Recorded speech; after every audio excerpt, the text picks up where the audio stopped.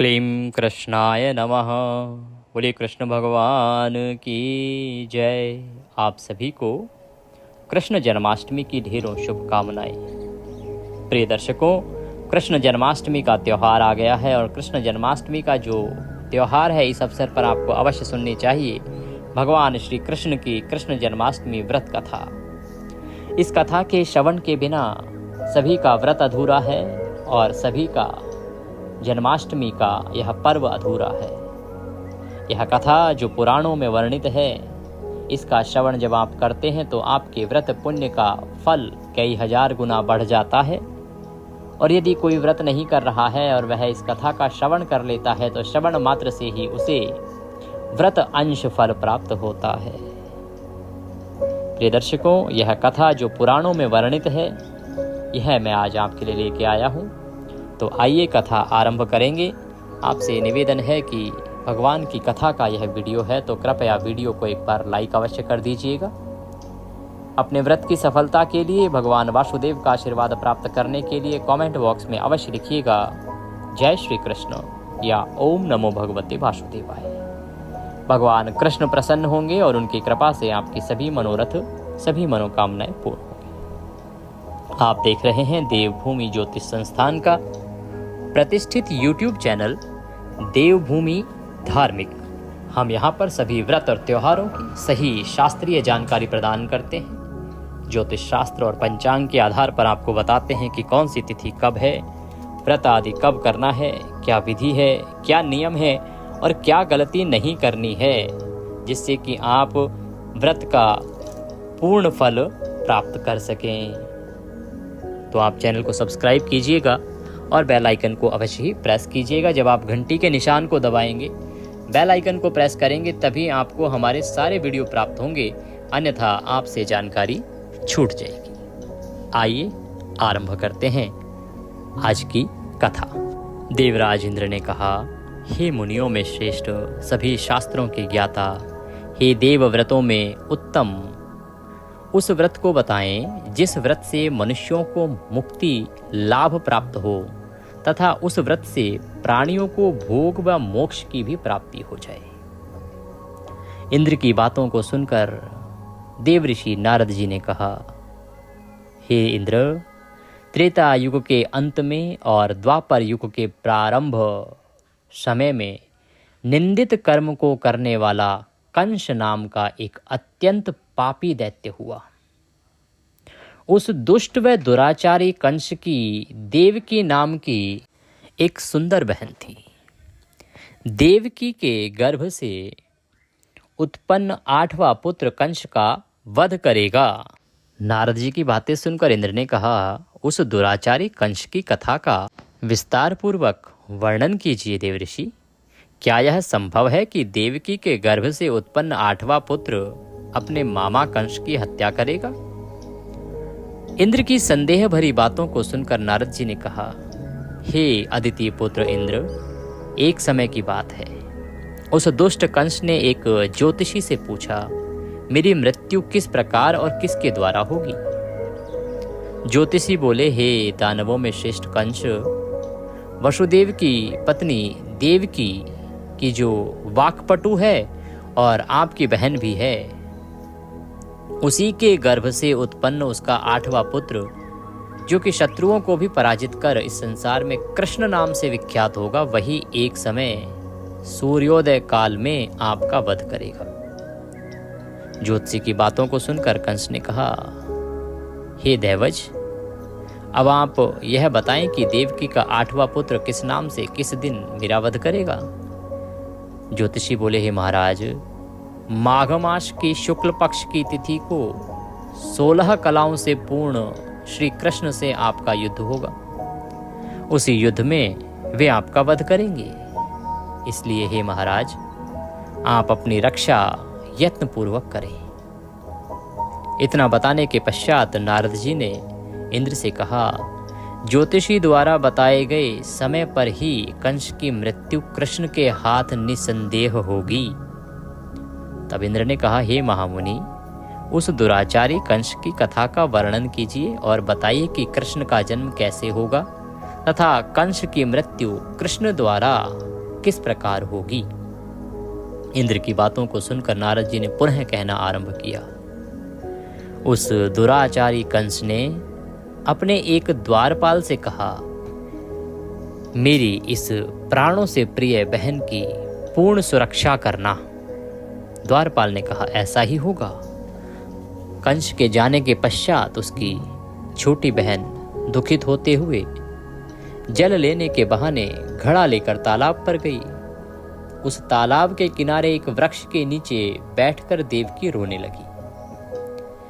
उसी समय एक सुंदर स्त्री जिसका नाम यशोदा था, उसने आकर देवकी से प्रिय वाणी में कहा, हे देवी, इस प्रकार तुम क्यों विलाप कर रही हो? अपने रोने का कारण मुझसे कहो।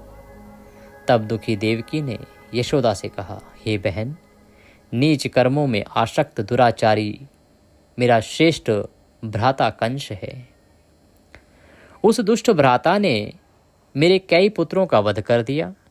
इस समय मेरे गर्भ में 8वां पुत्र है, वह इसका भी वध कर डालेगा, क्योंकि मेरे ज्येष्ठ भ्राता को यह भय है कि मेरे अष्टम पुत्र से उसकी मृत्यु अवश्य होगी। देवकी की बातें सुनकर यशोदा ने कहा कि हे बहन, विलाप मत करो, मैं गर्भवती हूँ। यदि मुझे कन्या हुई तो तुम अपने पुत्र के बदले उस कन्या को ले लेना। इस प्रकार तुम्हारा पुत्र कंस के हाथों मारा नहीं जाएगा। तदंतर कंस ने अपने द्वारपाल से पूछा, देवकी कहाँ है? इस समय वह दिखाई नहीं दे रही। तब द्वारपाल ने कंस से नम्रवाणी में कहा कि हे महाराज, आपकी बहन जल लेने तालाब पर गई हुई है। यह सुनते ही कंस क्रोधित हो उठा और उसने द्वारपाल को उसी स्थान पर जाने को कहा जहां वह गई हुई थी। द्वारपाल की दृष्टि तालाब के पास देवकी पर पड़ी। तब उसने कहा कि आप किस कारण से यहाँ आई हैं? उसकी बातें सुनकर देवकी ने कहा कि मेरे घर में जल नहीं था, मैं जल लेने जलाशय पर आई हूँ। इसके पश्चात देवकी अपने घर की ओर चली गई। प्रिय श्रोतागण, मैं बताऊं आपको कि उसके बाद जेल में डाला गया था। देवकी को पहले उनके घर में ही रखा गया था। जैसे आज नजर बंद कर दिया जाता है, उस प्रकार से उनको अपने घर में रखा गया था। कंस ने पुनः द्वारपाल से कहा कि इस घर में मेरी बहन की तुम पूर्णतः रक्षा करो। अब कंस को इतना भय लगने लगा कि घर के भीतर दरवाजों में विशाल ताले बंद करवा दिए और दरवाजे के बाहर दैत्यों और राक्षसों को पहरेदारी के लिए नियुक्त कर दिया। कंस इस प्रकार से अपने प्राणों को बचाने का प्रयास कर रहा था, तो उसने उस घर को ही एक प्रकार से जेल बना दिया। एक समय सिंह राशि के सूर्य में आकाश मंडल में जलाधारी मेघों ने प्रभुत्व स्थापित किया। भादो मास की कृष्ण पक्ष की अष्टमी तिथि को घनघोर अर्धरात्रि थी। उस समय चंद्रमा भी वृष राशि में था। रोहिणी नक्षत्र बुधवार के दिन सौभाग्य योग से संयुक्त चंद्रमा के आधी रात में उदय होने पर आधी रात के उत्तर 1 घड़ी जब हो जाए तो श्रुति स्मृति पुराणोक्त फल निसंदेह प्राप्त होता है। इस प्रकार बताते हुए नारद जी ने इंद्र से कहा, ऐसे विजय नामक शुभ मुहूर्त में श्री कृष्ण का जन्म हुआ और श्री कृष्ण के प्रभाव से ही उसी क्षण बंदी गृह के दरवाजे खुल गए। द्वार पर पहरा देने वाले पहरेदार राक्षस सभी मूर्छित हो गए। देवकी ने उसी क्षण अपने पति वासुदेव से कहा, हे स्वामी, आप निद्रा का त्याग करें और मेरे इस पुत्र को गोकुल में ले जाएं। वहां इस पुत्र को नंद गोप की धर्मपत्नी यशोदा को दे दें। जब वासुदेव जी कुछ विचार करने लगे तभी भगवान श्री कृष्ण ने अपना रूप दिखाया और वासुदेव से कहा कि माँ देवकी सही कह रही हैं। वहां माँ यशोदा के गर्भ में मेरी योग माया पुत्री के रूप में जन्म ले रही है, उसे आप अपने साथ यहाँ ले आना। इस प्रकार से वासुदेव जी उस नन्हे बालक को उठाते हैं और पुत्र को गोकुल में ले जाने के लिए चल देते हैं। उस समय यमुना जी पूर्ण रूप से बाढ़ग्रस्त थे, किंतु जब वासुदेव जी बालक कृष्ण को सूप में लेकर यमुना जी को पार करने के लिए उतरे, उसी क्षण बालक के चरणों का स्पर्श होते ही यमुना जी अपने पूर्व स्थिर रूप में आ गई। किसी प्रकार वासुदेव जी गोकुल पहुंचे और नंद के घर में प्रवेश कर उन्होंने अपना पुत्र तत्काल उन्हें दे दिया और उसके बदले में उनकी कन्या ले ली। वे तत्काल वहां से वापस आकर कंस के बंदी गृह में पहुंच गए। प्रातःकाल जब सभी राक्षस पहरेदार निद्रा से जागे तो कंस ने द्वारपाल से पूछा कि अब देवकी के गर्भ से क्या हुआ, इस बात का पता लगाकर मुझे बताओ। द्वारपालों ने महाराज की आज्ञा को मानते हुए कारागार में जाकर देखा तो वहां देवकी की गोद में एक कन्या थी, जिसे देखकर द्वारपालों ने कंस को सूचित किया, किंतु कंस को तो उस कन्या से भय होने लगा। अतः वह स्वयं कारागार में गया और उसने देवकी की गोद से कन्या को झपट लिया और उसे एक पत्थर की चट्टान पर पटक दिया मारने के प्रयत्न से, किंतु वह कन्या विष्णु की माया से आकाश की ओर चली गई और अंतरिक्ष में जाकर विद्युत रूप से परिणित हो गई। उसने आकाशवाणी कर कंस से कहा, हे दुष्ट, तुझे मारने वाला गोकुल में नंद के घर में उत्पन्न हो चुका है और उसी से तेरी मृत्यु सुनिश्चित है। मेरा नाम तो वैष्णवी है, मैं संसार के कर्ता भगवान विष्णु की माया से उत्पन्न हुई हूं। इतना कहकर वह स्वर्ग की ओर चली गई। उस आकाशवाणी को सुनकर कंस क्रोधित हो उठा। उसने नंद के घर में पूतना राक्षसी को कृष्ण का वध करने के लिए भेजा, किंतु जब वह राक्षसी कृष्ण को स्तनपान कराने लगी तो कृष्ण ने उसके स्तन से उसके प्राणों को खींच लिया और वह राक्षसी कृष्ण कृष्ण कहते हुए मृत्यु को प्राप्त हुई। जब कंस को पूतना की मृत्यु का समाचार प्राप्त हुआ तो उसने कृष्ण का वध करने के लिए क्रमशः केशी नामक दैत्य को अश्व के रूप में उसके पास भेजा। उसके पश्चात अरिष्ट नामक दैत्य को बैल के रूप में भेजा, किंतु ये दोनों भी कृष्ण के हाथों मृत्यु को प्राप्त हुए। इसके पश्चात कंस ने काल्याख्य नामक दैत्य को कोवे के रूप में भेजा, किंतु वह भी कृष्ण के हाथों मारा गया और कृष्ण को तनिक भी क्षति न पहुंचा पाया। अपने बलवान राक्षसों की मृत्यु के आघात से कंस अत्यधिक भयभीत हो गया। जब कंस ने देखा कि मेरे इतने शक्तिशाली राक्षस मरते जा रहे हैं तो उसको भय पैदा हो गया। उसने द्वारपालों को आज्ञा दी कि नंद को तत्काल मेरे समक्ष उपस्थित करो। नंद कौन? नंद बाबा। द्वारपाल नंद को लेकर जब उपस्थित हुए तब कंस ने नंद से कहा कि यदि तुम्हें अपने प्राणों को बचाना है तो परिजात के पुष्प ले आओ, यदि तुम नहीं ला पाए तो तुम्हारा वध निश्चित है। कंस की बातों को सुनकर नंद ने ऐसा ही होगा कहा और अपने घर की ओर चले गए। घर आकर उन्होंने संपूर्ण वृतांत अपनी पत्नी यशोदा को सुनाया, जिसे श्री कृष्ण भी सुन रहे थे।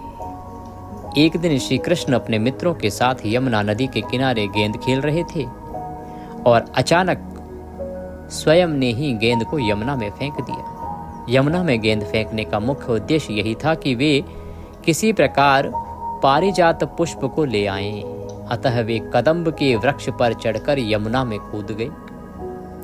कृष्ण के यमुना में कूदने पर समाचार श्रीधर नामक गोपाल ने यशोदा को सुनाया। यह सुनकर यशोदा भागती हुई यमुना नदी के किनारे आ पहुंची और उसने यमुना नदी की प्रार्थना करते हुए कहा, हे यमुना, यदि मैं बालक को देखूंगी तो भाद्रपद मास की रोहिणी युक्त अष्टमी का व्रत अवश्य करूंगी, क्योंकि दया दान सज्जन प्राणी ब्राह्मण कुल में जन्म, रोहिणी युक्त अष्टमी, गंगा जल एकादशी, गया श्राद्ध और रोहिणी व्रत ये सभी दुर्लभ हैं। हजारों अश्वमेध यज्ञ, सहस्त्रों राजसूय यज्ञ, दान, तीर्थ व्रत करने से जो फल प्राप्त होता है वह सब कृष्णाष्टमी के व्रत को करने से प्राप्त होता है। यह बात नारद ऋषि ने इंद्र से कही। इंद्र ने कहा, हे मुनियों में श्रेष्ठ नारद, यमुना नदी में कूदने के बाद उस बाल रूपी कृष्ण ने पाताल में जाकर क्या किया, यह संपूर्ण वृतांत भी बताएं। नारद ने कहा, हे इंद्र, पाताल में उस बालक से नागराज की पत्नी ने कहा कि तुम यहाँ क्या कर रहे हो, कहाँ से आए हो और यहाँ आने का क्या प्रयोजन है। नागपत्नी बोली, हे कृष्ण, क्या तूने द्यूत क्रीड़ा की है जिसमें अपना समस्त धन हार गया है? यदि यह बात ठीक है तो कंकड़, मुकुट और मणियों का हार लेकर अपने घर में चले जाओ, क्योंकि इस समय मेरे स्वामी शयन कर रहे हैं। यदि वे उठ गए तो वे तुम्हारा भक्षण कर जाएंगे। नागपत्नी की बातें सुनकर कृष्ण ने कहा, हे कांते, मैं किसी प्रयोजन से यहाँ नहीं आया हूँ। वह वृतांत मैं तुम्हें बताता हूँ। समझ लो, मैं कालिया नाग के मस्तक को कंस के साथ द्यूत में हार चुका हूँ और वही लेने आया हूँ।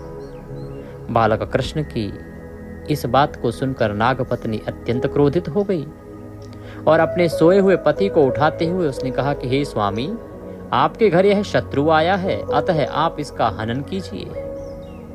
अपने स्वामिनी की बातों को सुनकर कालिया नाग निद्रावस्था से जाग उठा और बालक कृष्ण से युद्ध करने लगा। इस युद्ध में कृष्ण को मूर्छा आ गई। उसी मूर्छा को दूर करने के लिए उन्होंने गरुड़ का स्मरण किया। स्मरण होते ही गरुड़ वहां आ गए। श्री कृष्ण अब गरुड़ पर चढ़कर कालिया नाग से युद्ध करने लगे और उन्होंने कालिया नाग को युद्ध में पराजित कर दिया। अब कालिया नाग ने भली भांति जान लिया था कि मैं जिनके युद्ध कर रहा हूँ, जिनसे लड़ रहा हूँ, वे भगवान विष्णु के अवतार श्री कृष्ण हैं। अतः उन्होंने कृष्ण के चरणों में साष्टांग प्रणाम किया और पारिजात से उत्पन्न बहुत से पुष्पों को मुकुट में रखकर कृष्ण को भेंट किया। जब कृष्ण चलने को हुए तब कालिया नाग की पत्नी ने कहा, हे स्वामी, मैं कृष्ण को नहीं जान पाई। हे जनार्दन, मंत्र रहित, क्रिया रहित, भक्ति भाव रहित मेरी रक्षा कीजिए। हे प्रभु, मेरे स्वामी मुझे वापस दे दें। तब श्री कृष्ण ने कहा, हे सर्पिणी, दैत्यों में जो सबसे बलवान है, उस कंस के सामने मैं तेरे पति को ले जाकर छोड़ दूंगा, अन्यथा तुम अपने घर को चली जाओ। अब श्री कृष्ण कालिया नाग के फन पर नृत्य करते हुए यमुना के ऊपर आ गए। तदंतर कालिया की फफकार से तीनों लोक कंपायमान हो गए। तब कृष्ण कंस की मथुरा नगरी को चल दिए। वहां कमल पुष्पों को देखकर यमुना के मध्य जलाशय में वह कालिया सर्प भी चला गया। इधर कंस भी विस्मित हो गया तथा कृष्ण प्रसन्नचित होकर गोकुल लौट आए। उनके गोकुल आने पर उनकी माता यशोदा ने विभिन्न प्रकार के उत्सव किए। अब इंद्र ने नारद जी से पूछा कि हे महामुने, संसार के प्राणी बालक कृष्ण के आने पर अत्यधिक आनंदित हुए। आखिर श्री कृष्ण ने क्या क्या चरित्र किए, वह सभी आप मुझे बताने की कृपा करें। नारद ने इंद्र से कहा, मन को हारने वाला मथुरा नगर यमुना नदी के दक्षिण भाग में स्थित है। वहां कंस का महाबलशाली भाई चारुण रहता था। उस चारुण से श्री कृष्ण के मल्ल युद्ध की घोषणा की गई। हे इंद्र, कृष्ण एवं चारुण का मल्ल युद्ध अत्यंत ही आश्चर्यजनक था। चारुण की अपेक्षा कृष्ण बाल रूप में थे। भेरी, शंख और मृदंग के शब्दों के साथ कंस और केशी इस युद्ध को मथुरा की जनसभा के मध्य में देख रहे थे। रंगशाला के अखाड़े में चारुण, मुष्टिक, शल, तोशल आदि बड़े बड़े भयंकर पहलवान दंगल के लिए प्रस्तुत थे। महाराज कंस अपने बड़े बड़े नागरिकों तथा मित्रों के साथ उच्च मंच पर विराजमान थे। तो युद्ध आरंभ हो गया, मल्ल युद्ध आरंभ हो गया। रंगशाला में प्रवेश करते ही श्री कृष्ण ने अनायास ही धनुष को अपने बाएं हाथ से उठा लिया। पलक झपकते ही सबके सामने उसकी डोरी चढ़ा दी तथा डोरी को ऐसे खींचा कि वह धनुष भयंकर शब्द करते हुए टूट गया। धनुष की रक्षा करने वाले सारे सैनिकों को दोनों भाइयों ने ही मार गिराया। कुवलया पेड़ का वध कर श्री कृष्ण ने उसके दोनों दांतों को उखाड़ लिया और उससे महावत एवं अनेक दुष्टों का संहार किया। कुछ सैनिक भाग खड़े हुए और महाराज कंस को सारी सूचना दी। तो कंस ने क्रोध से दांत पीसते हुए चारुण, मुष्टिक को शीघ्र ही दोनों बालकों का वध करने के लिए इंगित किया। इतने में श्री कृष्ण एवं बलदेव अपने अंगों पर खून के कुछ छींटे धारण किए हुए हाथी के विशाल दांतों को अपने कंधे पर धारण कर सिंह शावक की भांति मुस्कुराते हुए अखाड़े के समीप पहुंचे। चारुण और मुष्टिक ने उन दोनों भाइयों को मल्ल युद्ध के लिए ललकारा। नीति विचार कर श्री कृष्ण ने अपने समान आयु वाले मल्लों से लड़ने की बात कही। भगवान कृष्ण तो सदा ही निराले रहे हैं, तो उन्होंने अपनी नीति सोची और कहा कि भाई मैं तो बालक हूं, तो मैं इतने बड़े से कैसे लड़ सकता हूं, किसी छोटी आयु के मल्ल से मुझे लड़वा दो।